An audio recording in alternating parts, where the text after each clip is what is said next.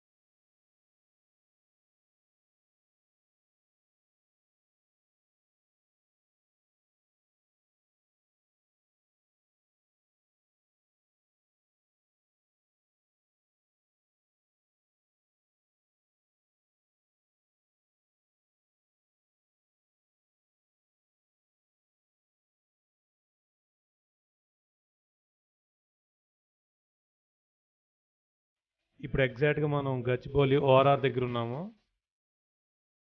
Signal పడగానే స్ట్రైట్గా మనం ఇప్పుడు సర్వీస్ రోడ్లోకి ఎంటర్ అయ్యి నానక్రామ్గూడ మీదుగా అప్పా జంక్షన్ మీద నుంచి చిలుకూరి బాలాజీ టెంపుల్ మీదుగా అనంతగిరి హిల్స్ వెళ్ళబోతున్నాం.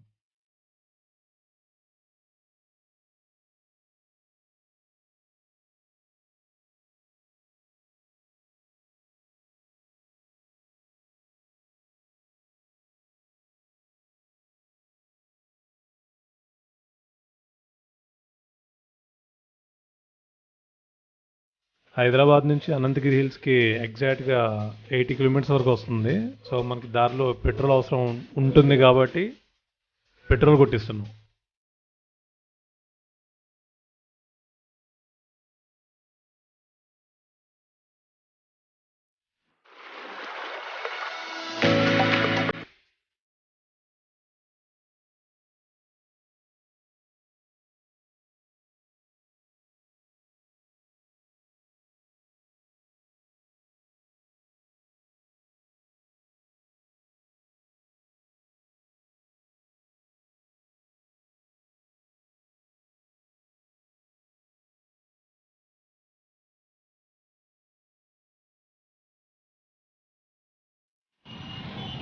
ఇప్పుడు మనం చేవెళ్ళ రీచ్ అయ్యాము. మీరు ఇక్కడ చూసినట్టయితే ఇక్కడ నుంచి వికారాబాద్ 27 కిలోమీటర్స్ చూపిస్తుంది. అనంతగిరి హిల్స్ రీచ్ అవ్వాలంటే ముందు మనం వికారాబాద్ వెళ్ళాలి కాబట్టి ఇప్పుడు ఎగ్జాక్ట్గా మనం 27 కిలోమీటర్స్ దూరంలో ఉన్నాం. So okay, let's start our journey. దూరంలో ఉన్నాం.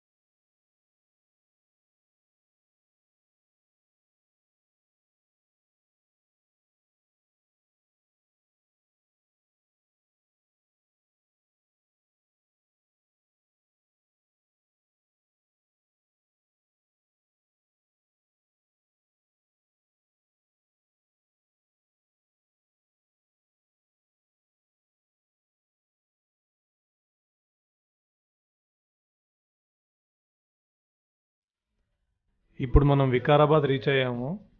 ఇక్కడ నుంచి 7 కిలోమీటర్ల దూరంలో అనంతగిరి ఉంది.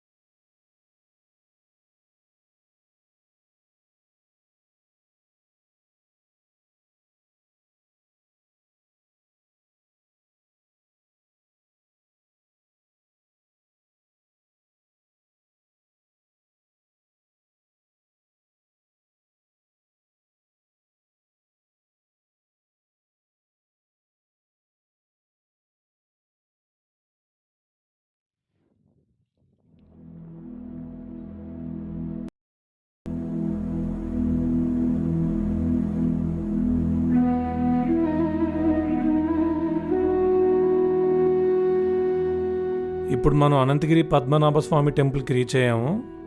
ముందు దేవుడి దర్శనం చేసుకొని దాని తర్వాత వ్యూ పాయింట్ చూడడానికి వెళ్దాం.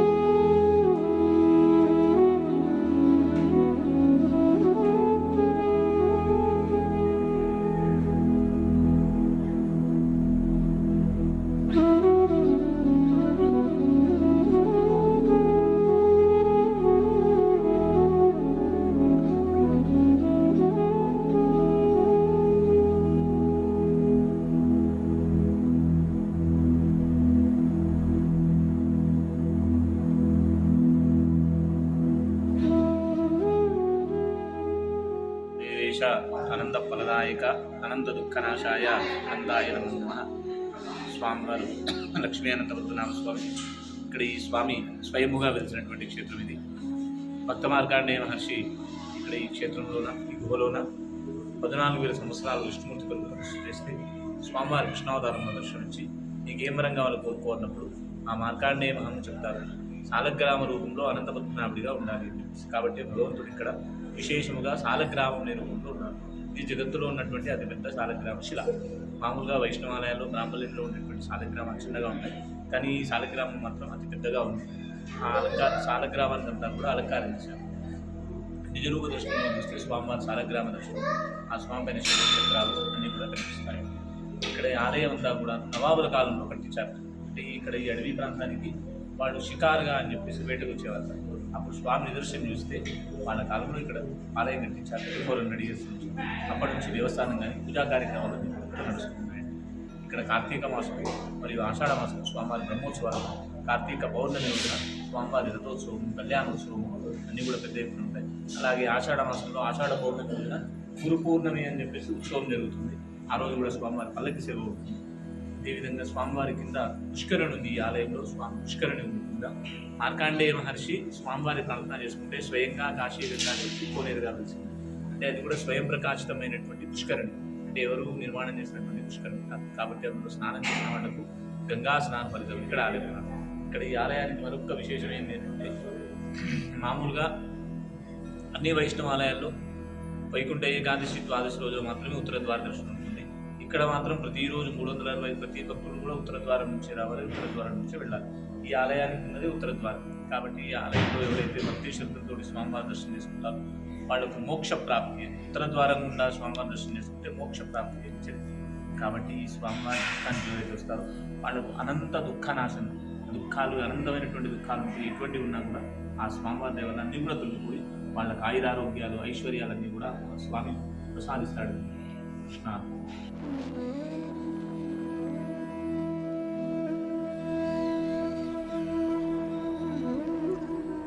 టెంపుల్ నుండి 500 మీటర్ల దూరంలో వ్యూ పాయింట్ ఉంది. ఇప్పుడు ఆ వ్యూ పాయింట్ చూడడానికి వెళ్తున్నాం మనం.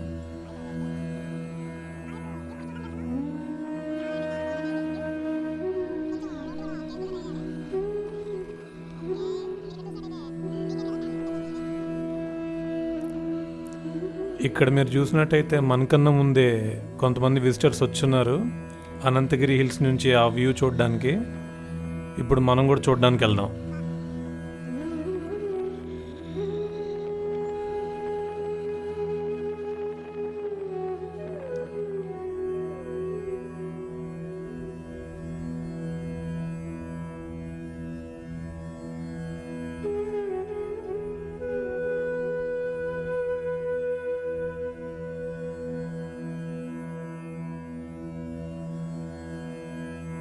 ఫైనల్లీ మనం సక్సెస్ఫుల్గా అనంతగిరి హిల్స్ రీచ్ అయ్యాము. సో ఇందాక మనం రీడింగ్ చూసాం కదా, ఇప్పుడు చూద్దాం ఎంత వచ్చిందనేది. Around 68,951.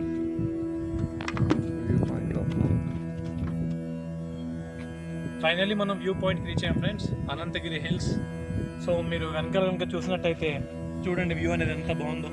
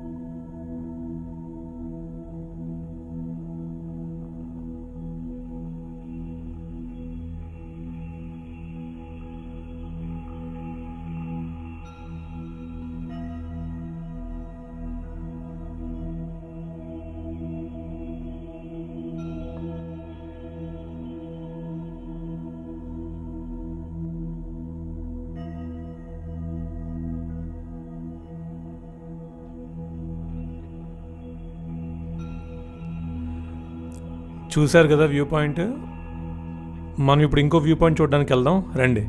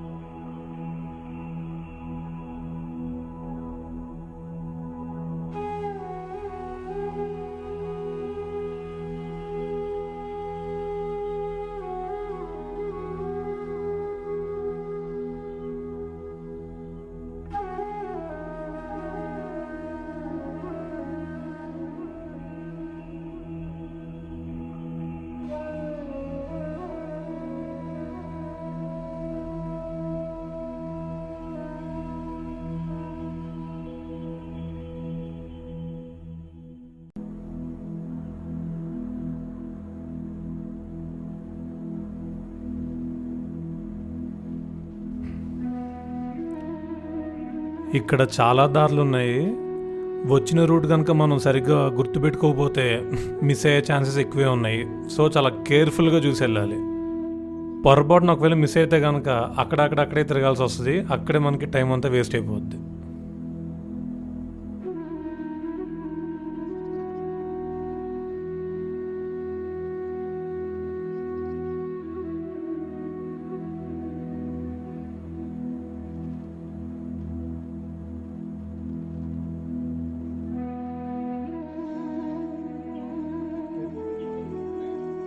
Anantagiri hills view point చూసాం కదా, ఇప్పుడు మనం ఫారెస్ట్ ఏరియాలోకి వెళ్దాము. ఇప్పుడు మీకు మూసీ నది పుట్టిన ప్రదేశం చూపించబోతున్నాను. Come let's go.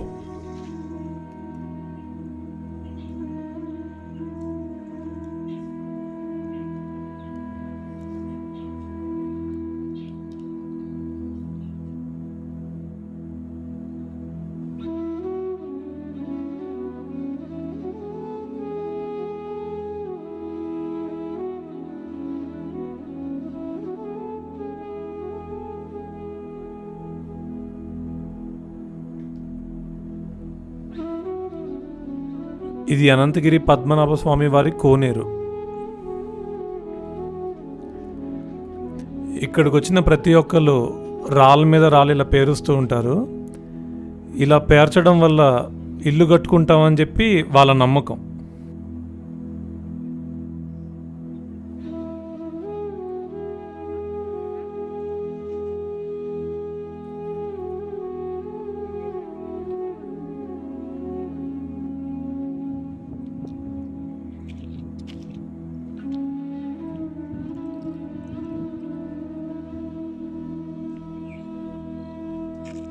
మీ అందరికీ మూసీ రివర్ ఎక్కడ పుట్టిందో తెలిసే ఉంటుంది. అనంతగిరి కొండలో పుట్టిందనమాట. మనం ఇప్పుడు ఎగ్జాక్ట్గా ఆ పాయింట్లో ఉన్నాం. చూడండి, origin of Musi river, Telangana forest department, Vikarabad range.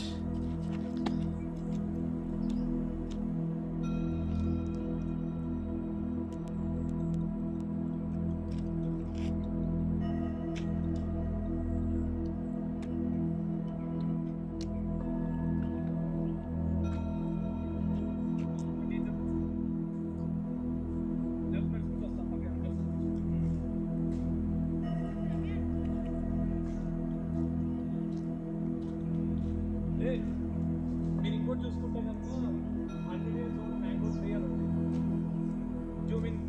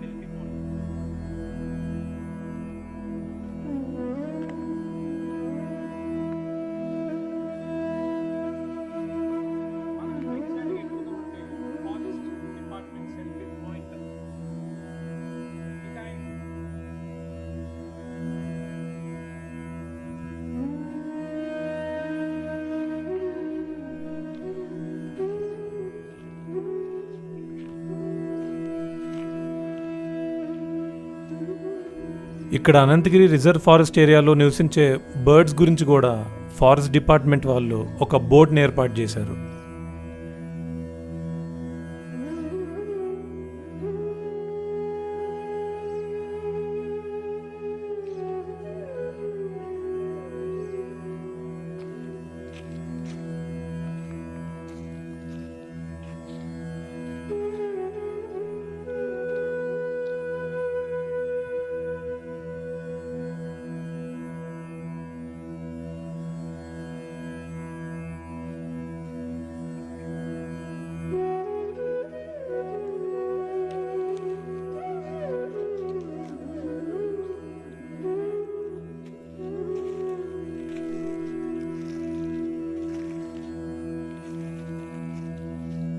ఇక్కడ రకరకాల ఔషధ చెట్లు ఉన్నాయి.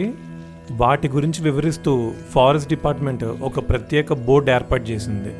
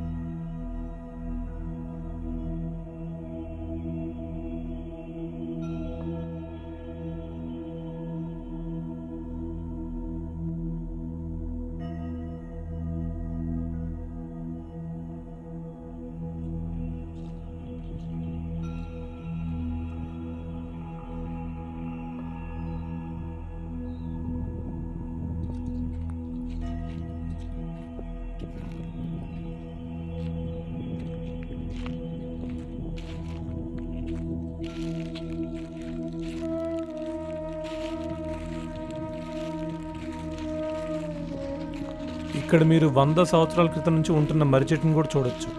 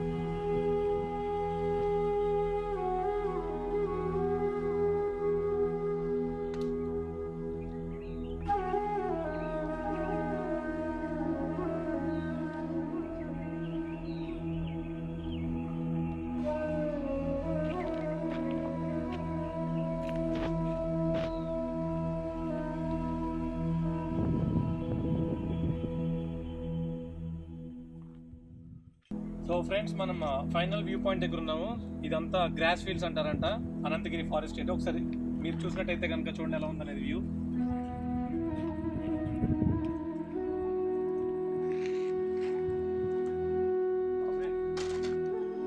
సో ఇది ఫ్రెండ్స్ ఇవాళ మన అనంతగిరి హిల్స్ టూర్. సో మీ అందరికి నచ్చిందని అనుకుంటున్నాను. సో నెక్స్ట్ ఎపిసోడ్లో ఇంకొక ప్లేస్తో మీ ముందుకు వస్తాను. మీ FB టీవీ తరపున Shashank Nimmagadda. Until then, signing off. Love you. See you and take care all. Bye.